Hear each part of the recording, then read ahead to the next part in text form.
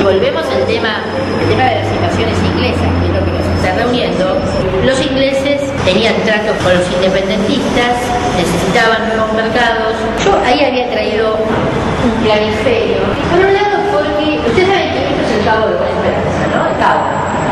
Estaba en manos de los holandeses. Los ingleses dijeron que el Cabo tiene un valor estratégico porque controla el Atlántico y el Índico. Entonces Lord Cobham, que era un almirante inglés, fue con instrucciones de tardaba en el Cabo, como había tenido noticias que en el Río de la Plata había un erario real muy importante, había tesoro, estamos acá y que nos queda en línea recta, vamos por el Río de la Plata. Se lanzó a la aventura. Lo que pasa es que Cobham había estado junto con un pirata. Entonces él dijo, vamos, los criollos van a estar a favor nuestro, nos van a decir que sí, no se van a oponer, y se lanzó a la aventura con 5 barquitos y 1.600 hombres, que para tomar el virreinato del Río de la Plata era delirante. Él lo convenció a Bedford, ustedes habrán escuchado hablar de Bedford. Lo convenció a Bedford, hicieron el viaje. Bedford decía mejor tomar primero Montevideo, Cobham decía no, vamos a tomar mejor Buenos Aires, que es la capital del virreinato, que es donde está el tesoro que se llevó Sobremonte. Y por otro lado, porque desde Buenos Aires uno tiene vías de comunicación al interior del virreinato, desde Montevideo no. Bedford insistía, vamos a tomar Montevideo, tenía razón Bedford.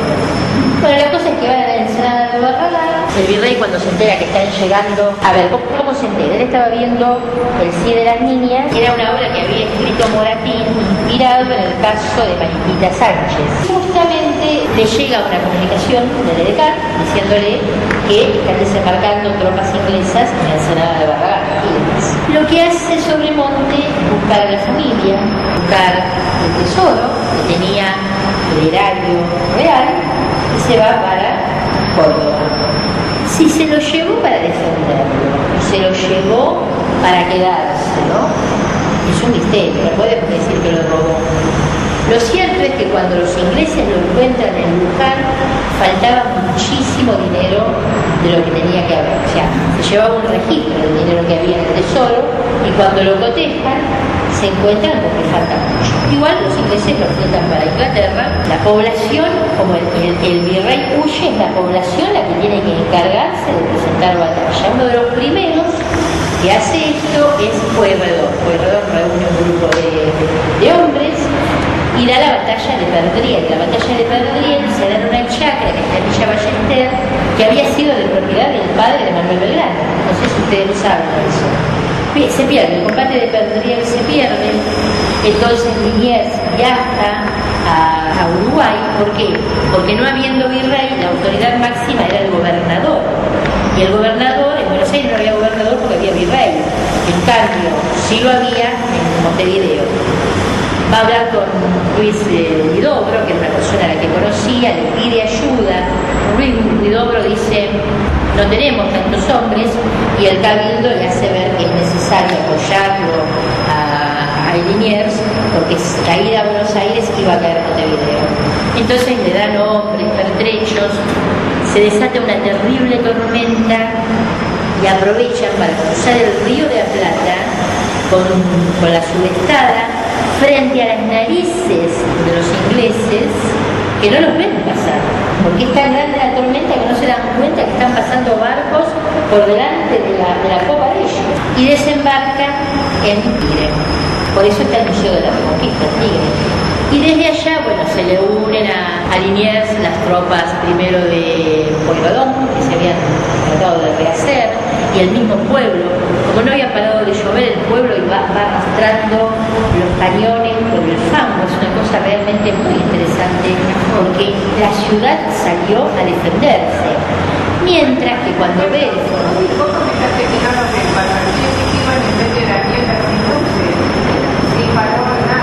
Iban navegando, eran muy buenos marinos y pudieron...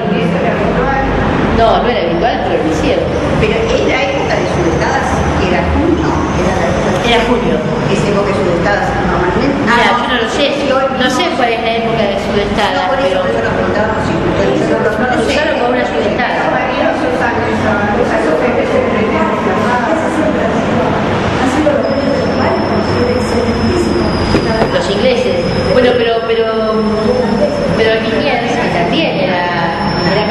Era un excelente marino también. También era un excelente marino. Y bueno, y nuestros, en general, nuestros marinos eran ingleses también. Y irlandeses. El almirante Brown, que funda nuestra armada, era un pirata. Bouchard, que también es un marino destacado, también era un pirata. Entonces, ya era francés, los franceses también eran buenos marinos. Bueno, la cuestión es que cuando Belfort entra a la ciudad de Buenos Aires, que no le cuesta nada, toma el fuerte. ¿Ustedes se acuerdan del fuerte que tenía esa forma extraña como una estrella?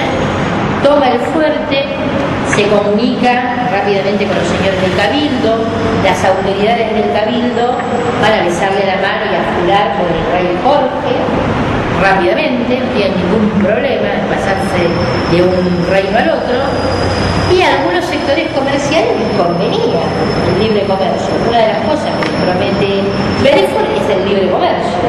Entonces están chochos que se quedan los ingleses.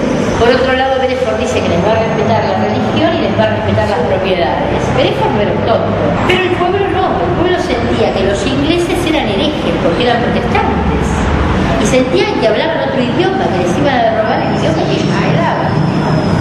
Y sentían que estaban siendo infieles a su rey, que no podían aceptar que otra potencia viniera y les pusiera el pie encima. Y es el pueblo lo que hace la resistencia, dirigido por Liniers, presentan combates y Belfort tiene que capitular. Bueno, por supuesto, cuando los echan, los Belfort y sus hombres van presos a Luján, el pueblo lo aclama a Liniers y lo nombra jefe militar. Después lo van a nombrar virrey, pero cuando la segunda invasión. Y virrey desfila por las calles como un héroe, la gente lo aclamaba. Y desde la esquina de Reconquista y Corrientes, una mujer le tira un pañuelo perfumado. Liniers lo recoge con la punta de la espada y le hace un saludo personal. Esa mujer era Anita Perillón. Esa técnica la conocida. Requete conocida porque Anita no se privó de nada. Pero las mujeres que se tenían bastante así. Lo que pasa es que hay una cosa en el discurso y otra cosa en la realidad. Era más discreta. Anita no era discreta. El tema es que ahí comienza un romance entre Anita Perillón y Liniers, que es el gran escándalo de la sociedad porteña, porque Liniers era viudo, pero Anita Perillón era casada. Claro, y no solamente eso, sino que todo el mundo sabía que Anita Perillón, la casa de Anita Perillón, era el lugar donde se negociaban. Claro, ahí se negociaban los cohechos, el contrabando, existían los espías, o sea, es de lo peor. Y para la sociedad realmente es un escándalo por lo tanto. ¿Era francesa? Ella era francesa. Ella era francesa. El marido era